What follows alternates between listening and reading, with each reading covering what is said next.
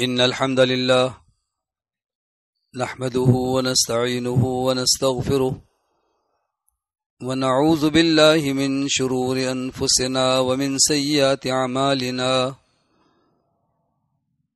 من يهده الله فلا مضل له ومن يضلل فلا هادي له وأشهد أن لا إله إلا الله وحده لا شريك له وأشهد أن محمدا عبده ورسوله اللهم صل على محمد وعلى آل محمد كما صليت على إبراهيم وعلى آل إبراهيم إنك حميد مجيد اللهم بارك على محمد وعلى آل محمد كما باركت على إبراهيم وعلى آل إبراهيم إنك حميد مجيد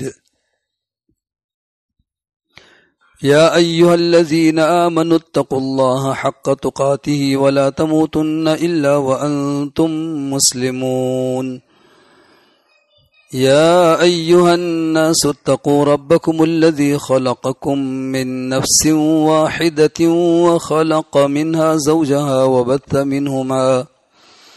وبث منهما رجالا كثيرا ونساء واتقوا الله الذي تساءلون به والأرحام إن الله كان عليكم رقيبا يا أيها الذين آمنوا اتقوا الله وقولوا قولا سديدا يصلح لكم أعمالكم ويغفر لكم ذنوبكم ومن يطع الله ورسوله فقد فاز فوزا عظيما أما بعد فإن أصدق الكلام كلام الله وأحسن الهدي هدي محمد صلى الله عليه وسلم وشر الأمور محدثاتها وكل محدثة بدعة وكل بدعة ضلالة وكل ضلالة في النار أعوذ بالله السميع العليم من الشيطان الرجيم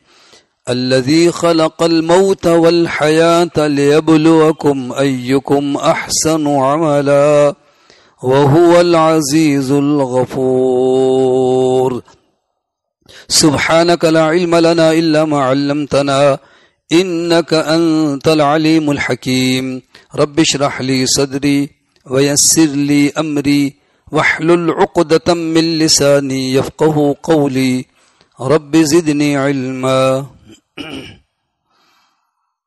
تمام تعریفیں اللہ عز و جل کے لیے جو پوری کائنات کا تنہا خالق اور مالک ہے، دور اور قریب کی یکساں سننے والا، سب کی حاجتیں پوری کرنے والا، ازل سے ہے ابد تک رہنے والا ہے۔ اس کی ذات پر نہ کبھی اونگ طاری ہوتی ہے نہ نیند، سب سے بے نیاز، سب اس کے محتاج، وحدہ لا شریک لہ ہے۔ بے شمار درود و سلام نبی آخر الزماں جناب محمد الرسول اللہ صلی اللہ علیہ وسلم کی ذات اقدس پر، جو تمام انبیاء کے آخر میں تشریف لائے، لیکن سب کے سردار، کائنات کے افضل ترین انسان، جن کی اطاعت اللہ کی اطاعت ہے اور جن کی نافرمانی اللہ کی نافرمانی اور بغاوت ہے۔ اللہ ہمیں خالص توحید اور اتباع سنت کو سمجھنے، یاد رکھنے اور عمل کرنے کی توفیق عطا فرمائے۔ سورہ ملک کی دوسری آیت میں نے تلاوت کی ہے۔ موت اور حیات کی تخلیق کا مقصد اللہ نے بیان فرمایا ہے کہ ابتلاء و امتحان ہے۔ یہ جو زندگی دی گئی ہے نا، یہ محض کھانے پینے اور زندگی گزار کے چلے جانے کے لیے نہیں ہے، بلکہ کوئی مقصد ہے۔ تمہیں جو دنیا میں بھیجا ہے کوئی مقصد ہے۔ فرمایا الذی خلق الموت والحیات لیبلوکم ایکم احسن عملا، وہ اللہ بڑی برکتوں والا ہے، بابرکت ہے، جس کے ہاتھ میں کل کائنات کی بادشاہت اور ملکیت ہے، جو ہر چیز پر قادر ہے۔ اس نے موت اور حیات کا یہ نظام بنایا ہے تاکہ وہ آزمائے کہ تم میں سے اچھا عمل کون کرتا ہے، کس کے عمل برے ہیں کس کے عمل اچھے ہیں، یہ دیکھنے کے لیے، آزمانے کے لیے۔ وہ تو جانتا ہے، اس نے تو 50,000 سال زمین و آسمان کی تخلیق سے پہلے تقدیر میں سب کچھ لکھ دیا، لیکن چونکہ ان مراحل سے انسان گزرتا ہے تو کیا کچھ کرے گا اس کے مطابق اسے بتایا جائے گا، تم نے یہ کیا تھا، اب یہ نتیجہ ہے۔ آزمائش اور امتحان کا یہ لفظ ہم اپنی زندگی میں بارہا بولتے ہیں۔ بچپن سے ہی بچہ پڑھنے جاتا ہے، تھوڑے دن کے بعد کہتے ہیں جی میرا تو آج امتحان ہے۔ داخلہ اس وقت ہوگا جب پہلے امتحان لیں گے، پھر پڑھتا ہے، تھوڑے دن کے بعد پھر امتحان ہے، پھر کوئی سمائی، پھر ششمائی، کوئی سالانہ امتحانات سے انسان گزرتا ہے۔ کامیاب ہو جائے بڑا خوش ہوتا ہے، اور اگر ناکام ہوا تو بچے بھی روتے ہیں، بڑوں کو بھی دھچکا لگتا ہے۔ لیکن یہ چھوٹے چھوٹے امتحان ہیں، یہ بڑا امتحان جس پر ہمیشہ ہمیش کی زندگی کا فیصلہ ہے، اس امتحان کی اللہ تعالی نے کیفیت یہ بیان کی ہے۔ زین للناس حب الشہوات من النساء والبنین والقناطیر المقنطرہ من الذهب والفضة والخيل المصومة والأنعام والحرث ذلك متاع الحياة الدنيا والله عنده حسن المآب۔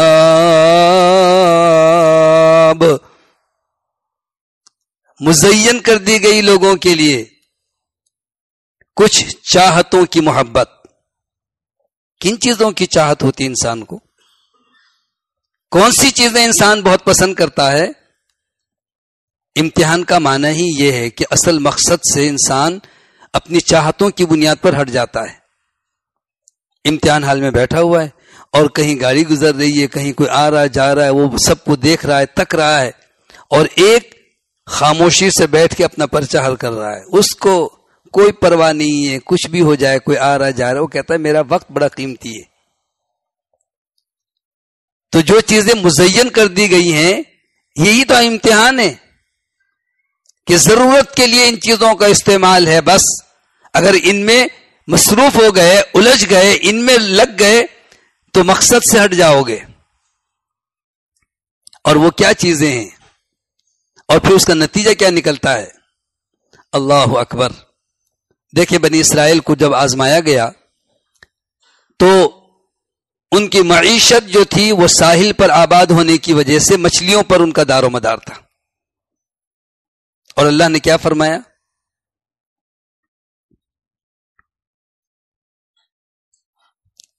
اذ تأتیہم حیتانہم یوم سبتہم شرعا ویوم لا یسبتون لا تأتیہم کذالک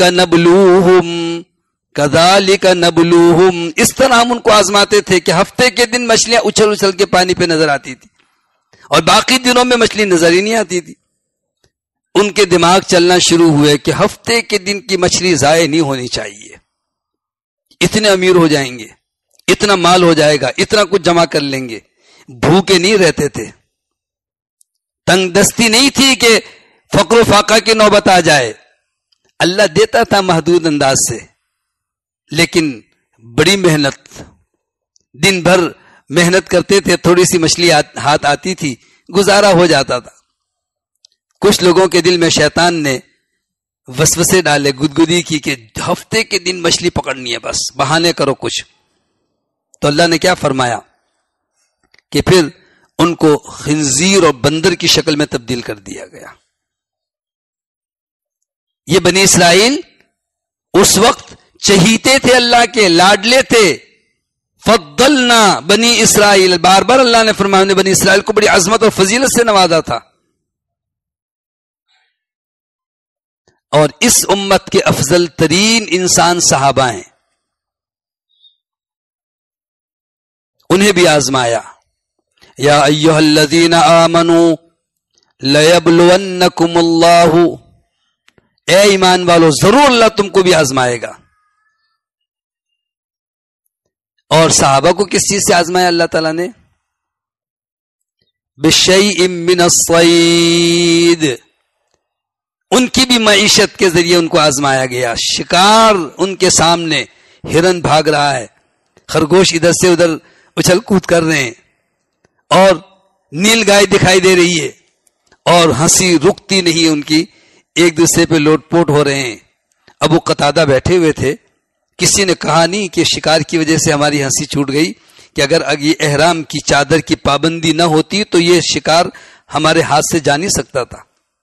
کوئی بہانہ نہیں کیا، کوئی ہیلا حجت نہیں کی، نہ ان کو متنبع کیا.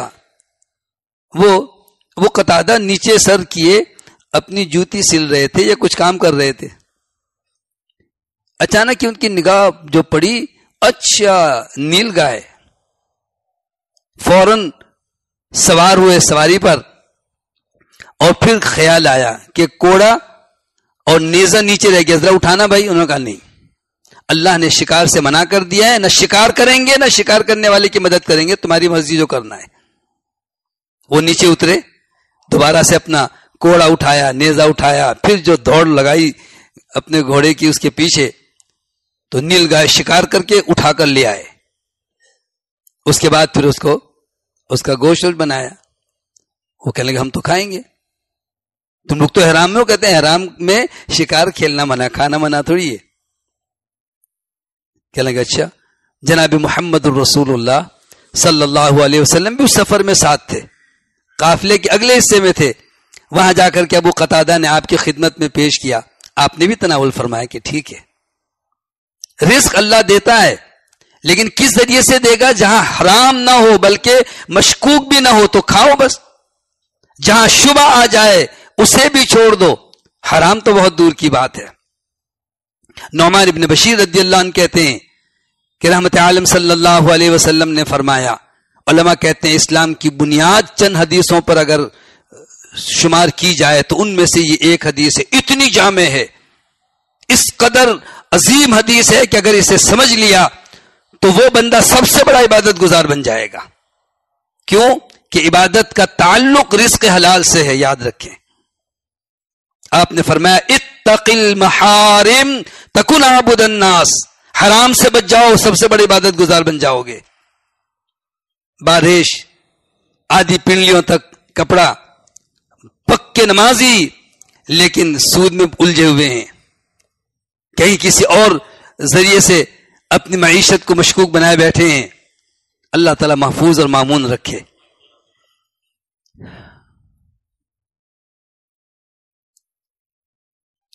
وہ حدیث کیا ہے؟ نعمان ابن بشیر رضی اللہ عنہ کہتے ہیں کہ رحمت عالم صلی اللہ علیہ وسلم نے ارشاد فرمایا، حلال واضح ہے، حرام واضح ہے، اور ان دونوں کے درمیان کچھ مشتبہ چیزیں ہیں.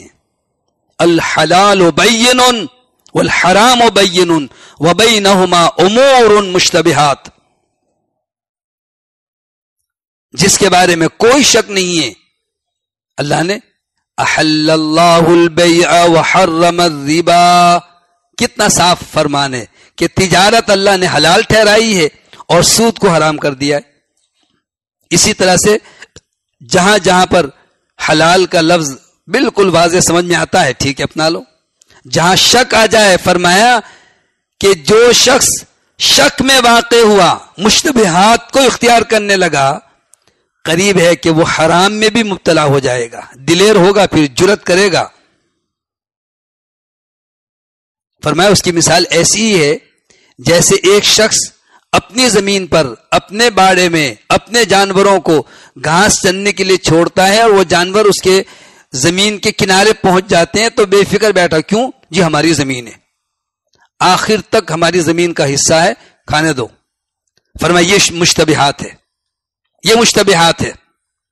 کیوں کہ اس سے متصل دوسرے کی زمین ہے، جانور نے اگر ادھر منہ مار دیا تو وہ حرام ہے. تو اپنے جانوروں کو بیچ میں رکھے، اپنی زمین کے کنارے نہ جانے دے، کچھ حصہ رہنے دے، چھوڑ دے، یا وہاں سے اتنا حصہ گھاس کاٹ کے اپنے ہاتھ سے کھلا دے، جانوروں کو وہاں نہ جانے دے. فرمایا جس شخص نے مشتبہات سے اپنے آپ کو بچا لیا، اپنی عزت بھی بچا لی، اپنا دین بھی بچا لیا، اور جو مشتبہات میں واقع ہوا تو ان قریب وہ حرام پر بھی جرت کرے گا۔ تو جن جن چیزوں کے ذریعے سے اللہ نے ہمیں آزمایا ہے وہ مزین کر دی گئی، جیسے بنی اسرائیل کے لیے مچھلیاں تھیں اور صحابہ کرام کے لیے شکار کے جانور، معیشت، لیکن اس امت کے لیے آزمائش کی کچھ اور چیزیں ہیں۔ زین للناس حب الشہوات، شہوت کہتے ہیں دل کے میلان کو، اسی سے اشتہا، کسی چیز کا دل چاہے کہتے ہیں میرا اشتہا ہے، اشتہا نہیں ہے، خواہش جسے ہم کہتے ہیں۔ فرمایا خواہشات کی محبت انسان کو بڑی عزیز ہے، جس چیز کی اس کو طلب ہو وہ مل جائے تو لپکتا ہے، پیاسا ہو ٹھنڈا پانی لپکتا ہے جلدی سے، اب برداشت نہیں ہوتا۔ تو انسان کو کن کن چیزوں کی رغبت ہوتی ہے؟ سب سے پہلے فرمایا زین للناس حب الشہوات من النساء والبنین والقناطیر المقنطرۃ من الذهب والفضہ، عورتیں انسان کو محبوب کر دی گئی ہیں، بڑی رغبت ہوتی ہے ان میں، پھر اولاد، اور پھر سونے چاندی کے ڈھیر، مال و دولت۔ اللہ اکبر، جو چیزیں انسان کو محبوب ہیں اللہ تعالیٰ نے ان سے پوری زندگی دور رہنے کا نہیں کہا، روزہ نہیں رکھنے کے لیے کہا ہے،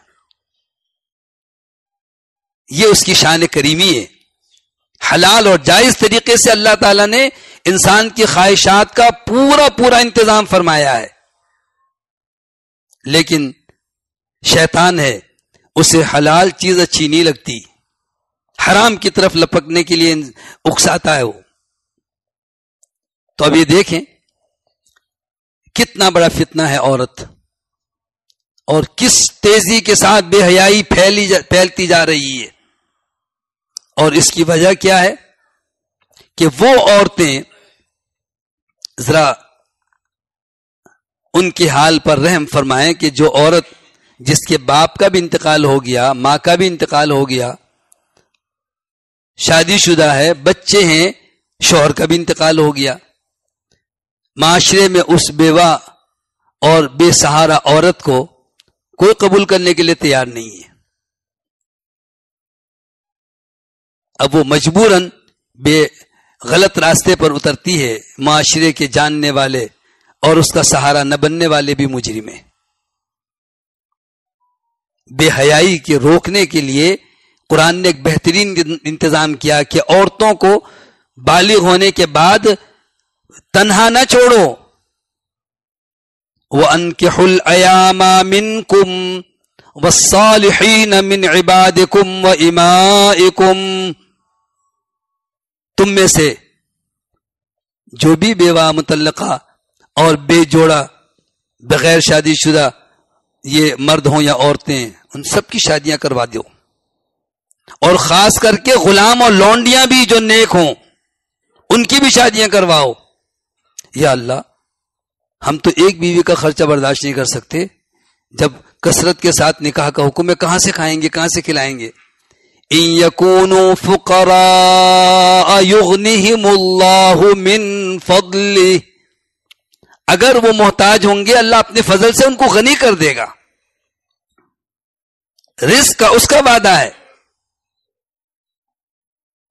دیکھیں شیطان نے کیسا آزمائش میں ڈالا ہوا ہے کہ اگر آج مسلم معاشرے سے کم از کم اس بے حیائی کو روکنے کے لیے شادی کو عام کیا جائے اور اس کو سنت کے مطابق سادہ اور سہل اور آسان بنایا جائے، اور یہ خواتین، یہ ہماری بہن، یہ ہماری بیٹیاں، یہ ان شہوت اور خواہشات کے پجاریوں کے ہتھے ان کے ہاتھوں کھلونا نہ بنے، تو کہاں سے بے حیائی پھیلے گی؟ رپورٹس موجود ہیں بڑی تفصیل کے ساتھ کہ جی ان عورتوں سے پوچھا گیا جو فحاشی کے اڈے پہ جسم فروشی کا کاروبار کرتی ہیں، پوچھا گیا تو رو رو کر کہہ رہی ہیں کہ ایک مرتبہ مجبوری میں آئی تھی، اب تو پھنس گئی، نکلنے کا کوئی راستہ نہیں ہے۔ اللہ اکبر. آزمائش کیسی سخت ہے. اور پھر دیندار، نمازی، شریعت کے پابند، اگر ان سے کہا جائے دوسری شادی کریں کہ توبہ کریں، مصیبت پالنے کا ہمیں شوق نہیں ہے. استغفر اللہ العظیم.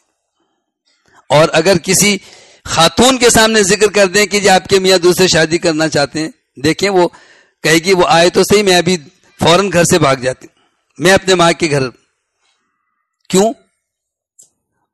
ذرا اس زاویے سے سوچیں کہ اگر ایک بہن ہے جس کے باپ کا بھی انتقال ہو گیا، شوہر کا بھی انتقال ہو گیا، بھائی اپنے بیوی بچوں میں مصروف ہے، بہنیں اپنے اپنے گھر کی ہو گئی ہیں، اس کا کوئی ایسا سہارا نہیں ہے.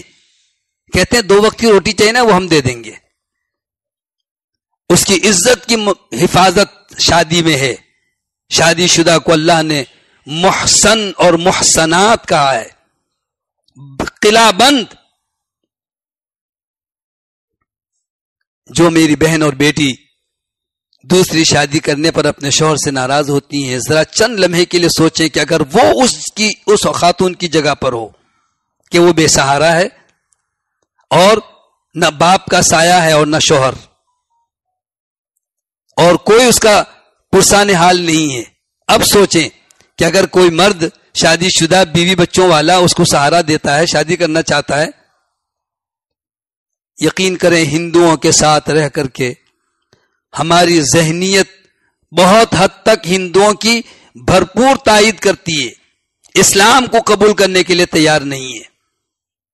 پورے طور پر مسلمان کہلانے کے ہم کیسے حقدار ہوں گے کہ بے حیائی پھیلتی جا رہی ہے اور ہم اسی چیز میں الجھے ہوئے ہیں کہ شادی سنت ہے یا عیاشی ہے. ایک سے زیادہ نکاح کرنے سے معاشرے کی ان عورتوں کی کھپت ہوگی جو بے سہارا ہیں، جو بیوہ ہیں، جو مطلقہ ہیں، بلکہ وہ تو دور کی بات کنواری بچیاں بیٹھی ہوئی ہیں. ایسی ہندوانہ رسومات سرایت کر گئی کہ اس قدر اخراجات ہوں، اتنے سارے وہ بیچارے پیسے کا انتظام کرے تب جا کے کہیں ایک بیٹی کی شادی کروائے گا. پھر ابھی تو 4-5 بیٹیاں ہیں، بال سفید ہو گئے اسی طریقے سے انتظار میں. یہ موضوع نہیں ہے، لیکن چونکہ بہت ہی حساس ہے یہ، اس پر مختصر گفتگو. پھر بیٹوں اولاد کی چاہت ہوتی ہے تو شیطان اکساتا ہے کم ہوں گے، اچھا کھائیں گے، اچھا پیئیں گے. بیٹے 2 ہی اچھے، ان میں سے کوئی معذور نکلا یا اللہ نہ کرے کسی کا انتقال ہو گیا، پھر یہ تو اللہ کی نعمت ہے، رزاق اللہ تعالی ہے. ان بیٹوں پر کس انداز سے تربیت ہونی چاہیے آپ علماء سے سنتے ہیں کہ رحمت عالم صلی اللہ علیہ وسلم نے فرمایا کہ جب بچہ 7 سال کا ہو نماز کا حکم دو، 10 سال کا ہو جائے نماز نہ پڑھے سرزنش کرو ان کو. جب 20 سال کا ہوتا ہے پھر کہتے ہیں مولوی صاحب بچہ نماز نہیں پڑھتا. اس وقت تک کہتے ہیں بچہ ہے بعد میں پڑھ لے گا. یاد رکھیں بڑی آزمائش ہے یہ، بڑا امتحان ہے یہ. زین للناس حب الشہوات من النساء والبنین والقناطیر المقنطرہ من الذهب والفضہ. سونے چاندی کے ڈھیر بڑے عزیز ہوتے ہیں، ڈھیر ہو کتنا مل جائے. جب انسان کہے کہ میرا پیٹ بھر گیا بس، فرمائے ابن آدم کے لیے 2 میدان بھر کر کے خزانہ ہو تو تیسری کی جستجو کرے گا. اس کا پیٹ نہیں بھرتا، مٹی سے ہی بھرے گا. قبر میں جائے گا تو خواہش پوری ہوگی، ورنہ تو کیا کرنا چاہیے. ایک حکیم کے بارے میں ایک صاحب نے مضمون لکھا تھا پورا کہ صبح فجر کی نماز کے بعد وہ اپنے مطب میں آ کر بیٹھتے تھے، مریض آتے تھے چیک کرتے تھے، بڑی مختصر سی فیس ہوتی تھی، اور کبھی 10 بجے اٹھ گئے، کبھی 12 بجے اٹھ گئے، کبھی تو صبح فجر کے بعد بیٹھے اور 8 بجے بند. کیوں؟ کس نے پوچھ لیا کہ حکیم صاحب دور دور سے لوگ آتے ہیں. کہتے ہیں یہ مطب کا پیشہ میں نے حلال روزی کے لیے کمایا ہے، مال جمع کرنے کے لیے نہیں اختیار کیا ہے. کہتے ہیں جب صبح نکلتا ہوں تو بیگم مجھے ایک پرچی تھما دیتی ہے کہ آج آٹا ختم ہو گیا، آٹا لے آنا، چینی لانا، سبزی لانا، فلاں چیز لانا. کہتے ہیں وہ پرچی میں نیچے رکھ لیتا ہوں اور حساب لگاتا ہوں کہ اتنے کا آٹا اتنے کی چیز کتنی چاہیے. کہتے جب اتنے پیسے ہوتے ہیں میں بند کر کے چلا جاتا ہوں, باقی وقت میں مسجد میں اللہ کی عبادت پہ گزارتا ہوں. میرا مقصد حیات آخرت کو بنانا ہے, دنیا نہیں بنانا ہے. اللہ نے یہ نہیں کہا کہ ہر ایک ایسا ہی بن جائے. صبح سے لے کے ظہر تک خوب محنت کرو, لیکن ظہر کے لیے تو مسجد میں آ جاؤ. ظہر سے عصر پھر محنت کرو, لیکن عصر کے لیے تو مسجد میں آؤ. عصر سے مغرب آخری ہے بس. مغرب کے بعد اگر دنیا داری کی طرف کوئی جائے گا, اس کی رات خراب ہوگی, اس کے دن بھی برباد ہوں گے, اس کی دنیا بھی برباد ہوگی, اس کی آخرت بھی یقیناً متاثر ہوگی. یہ جو ہوس ہے نا مال زیادہ جمع کرنے کی, یہ انسان کو کہیں سے کہیں گمراہی میں دور لے جا کر پھینک دیتے ہیں. والخیل المسومۃ والانعام والحرث, اور خوبصورت گھوڑے, چوپائے, کھیتی باڑی, زمین, یہ سب چیزیں.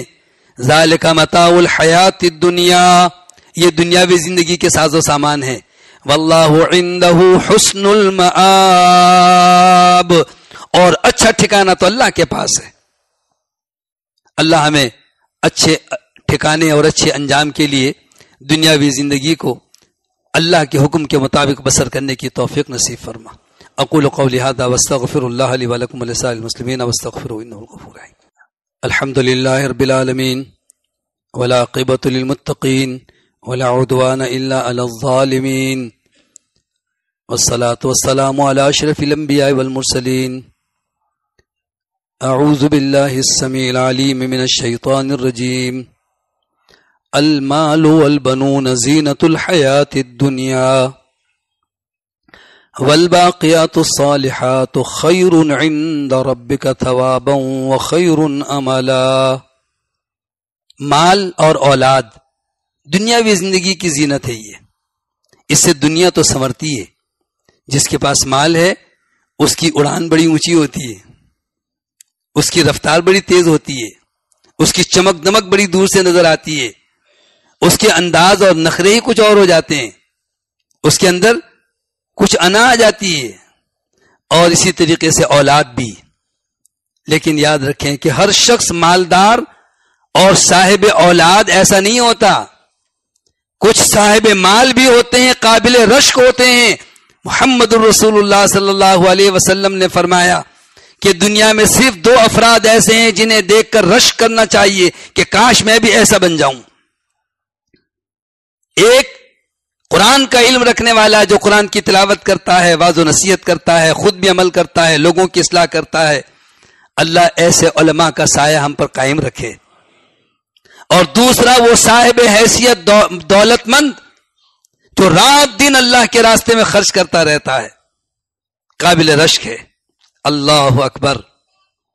دولت مند قارون بھی تھا, اتنا تکبر کہ جناب موسیٰ علیہ السلام پر الزام تراشی کرنے لگا. اور دولت مند عثمان بن عفان بھی تھے کہ رحمت عالم صلی اللہ علیہ وسلم ہجرت کر کے مدینہ تشریف لائے تو ایک کنواں تھا یہودی کا, اور وہ مسلمانوں کو پانی نہیں دیتا تھا. نبی کریم صلی اللہ علیہ وسلم نے فرمایا کہ جو کنواں خرید کر مسلمانوں کے لیے وقف کر دے اور اس کی بھی ڈول اس میں, یعنی وہ خود اپنی بھی استعمال کرے, اس کے لیے جنت ہے. جناب عثمان رضی اللہ تعالیٰ گئے, کہنے لگے بھائی مجھے یہ کنواں چاہیے. وہ سمجھ گیا کہ مسلمانوں کو تکلیف ہو رہی ہے, اس نے کہا نہیں بیچوں گا.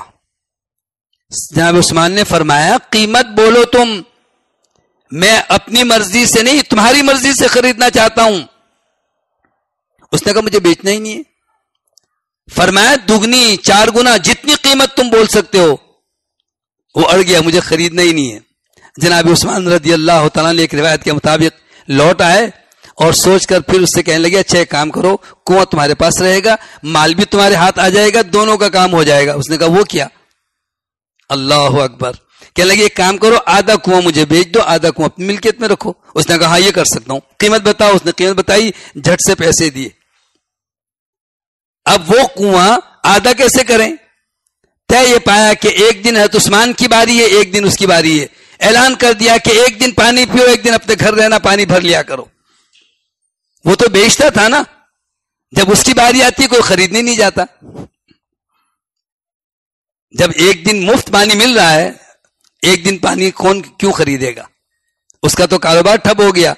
وہ اگلے دن پھر کچھ دنوں کے بعد آیا کہ جی مجھ سے دوسرا حصہ بھی آپ خرید لیں، آپ کی بڑی مہربانی ہوگی۔ ایسے ہی ایک واقعہ لکھا ہے نا ایک صاحب نے کہ کوئی زیادہ ہوشیار بن رہا تھا، اس نے کسی سے کہا کنواں تو میں بیچ رہا ہوں، یہ تو عثمان کا واقعہ نہیں ہے لیکن ضمناً بات آ گئی، کہنے لگے ٹھیک ہے۔ اس نے پیسے دیے، اس نے کہا دیکھو میں نے تم کو پانی بیچا ہے، کنواں نہیں بیچا ہے، تم نے کہا تھا مجھے پانی کی ضرورت ہے۔ وہ بڑا پریشان، کسی صاحب بصیرت کے پاس چلا گیا، جی میں بڑا پریشان ہوں، اس نے جو ہے نا مجھ سے کہا ہے کہ میں نے پانی بیچا ہے، کنواں نہیں بیچا، پانی لے جاؤ اپنا۔ بہت ہی ذہین تھے وہ، انہوں نے کہا ٹھیک ہے، ان سے جا کر کہو کہ میں خریدنے والے نے کہا تو میں نے کنواں بیچا ہے، پانی نہیں بیچا ہے۔ اس نے کہا ٹھیک ہے، میرا کنواں ہے نا، تم نے کہا تھا پانی مت لینا، صرف کنواں میں نے بیچا ہے، تو مجھے میرا کنواں چاہیے، پانی میں نہیں لوں گا، لیکن اگر 2 دن میں پانی خالی نہیں ہوا تو روز کا جرمانہ تم پر لگاؤں گا۔ تم نے کنواں بیچا ہے، پانی تو نہیں بیچا، ٹھیک ہے پانی تمہارا، کنواں میرا ہے، مجھے صرف کنواں چاہیے، پانی خالی کرو اپنا، اگر خالی نہیں ہوا تو روز جتنے دن تمہارا پانی میرے کنویں میں رہے گا نا میں جرمانہ لگاؤں گا۔ تو بات یہ ہے کہ اللہ والوں کو اللہ تعالیٰ ایسی بصیرت عطا فرماتا ہے کہ جناب عثمان نے اس یہودی سے کنواں خریدا اور مسلمانوں کے لیے وقف کر دیا، اور محمد الرسول اللہ صلی اللہ علیہ وسلم نے جنت کی بشارت دی۔ اللہ ہمارے مال کو ہمارے لیے آخرت میں نجات کا ذریعہ بنا دے، ہماری اولاد کو بھی ہماری سرخروئی و کامیابی کا ذریعہ بنا دے۔ اللہ بیماروں کو شفا عطا فرما، مشکلات میں گھرے تمام مسلمانوں کی مشکلات کو آسانی میں تبدیل فرما۔ اللہ پوری دنیا میں اسلام کا بول بالا فرما۔ اللہ مسلمانوں کو متفق اور متحد فرما۔ اللہ فقہی مشغافیوں سے بچ کر خالص قرآن و سنت پر یکجا ہونے کی سعادت نصیب فرما۔ رب العالمین بیماروں کو شفا عطا فرما۔ اللہ ایمان کی حالت میں ہمارے عزیز و قریب جو بچھڑ گئے ان سب کی مغفرت فرما۔ اللہ جو بے اولاد ہیں نیک صالح اولاد عطا فرما۔ صاحب اولاد کو اپنی اولاد کی قرآن و سنت کی روشنی میں تربیت کی سعادت عطا فرما۔ رب العالمین جن کے بچے بچیاں جوان ہیں نیک صالح رشتے عطا فرما۔